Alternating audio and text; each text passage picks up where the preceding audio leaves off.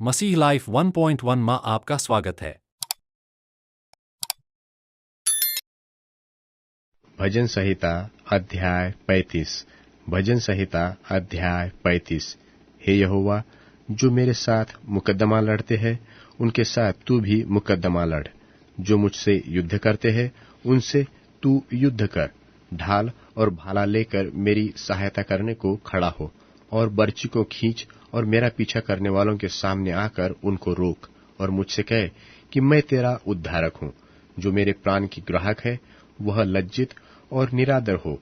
जो मेरी हानि की कल्पना करते हैं वह पीछे हटाए जाए और उनका मुंह काला हो। वे वायु से उड़ जाने वाले भूसी के समान हो, और यहोवा का दूत उन्हें हाँकता जाए। उनका मार्ग अंधियारा और फिसलाहा हो, और यहोवा का दूत उनको खदेड़ता जाए।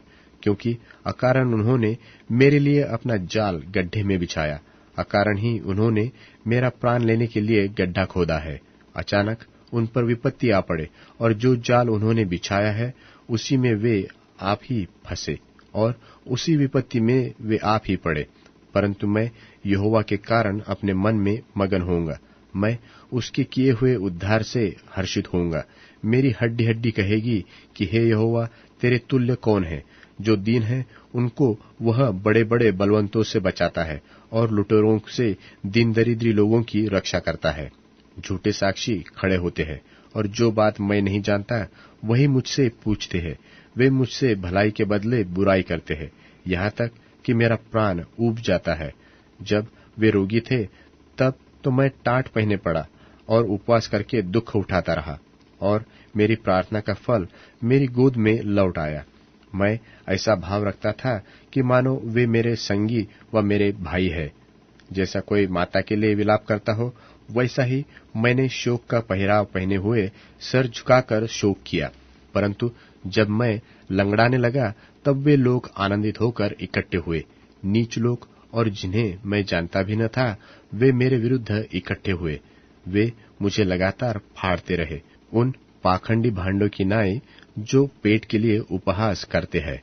वे भी मुझ पर दांत पीसते हैं। हे प्रभु, तू कब तक देखता रहेगा? इस विपत्ति से जिसमें उन्होंने मुझे डाला है मुझको छुड़ा। जवान सिंहों से मेरे प्राण को बचा ले। मैं बड़ी सभा में तेरा धन्यवाद करूंगा। बहु तेरे लोगों के बीच मैं तेरी स्तुति करूंगा। मेरे झूठ बोलने वाले शत्रु मेरे विरुद्ध आनंद करने न पाए।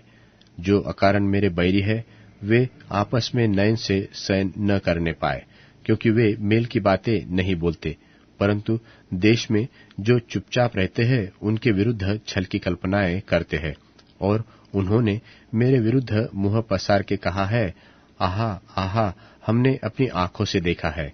हे यहोवा, तूने तो देखा है, चुप न रह। हे प्रभु, मुझसे दूर न रह। उठ, मेरे न्याय के लिए जाग। हे मेरे परमेश्वर, हे मेरे प्रभु, मेरा मुकद्दमा निपटाने के लिए आ। हे मेरे परमेश्वर यहोवा, तू अपने धर्म के अनुसार मेरा न्याय चुका, और उन्हें मेरे विरुद्ध आनंद करने न दे। वे मन में न कहने पाए कि आहा, हमारी तो इच्छा पूरी हुई। वह यह न कहे कि हम उसे निगल गए हैं। जो मेरी हानि से आनंदित होते हैं उनके मुंह लज्जा के मारे एक साथ काले हो। जो मेरे विरुद्ध बढ़ाई मारते हैं वह लज्जा और अनादर से ढप जाए।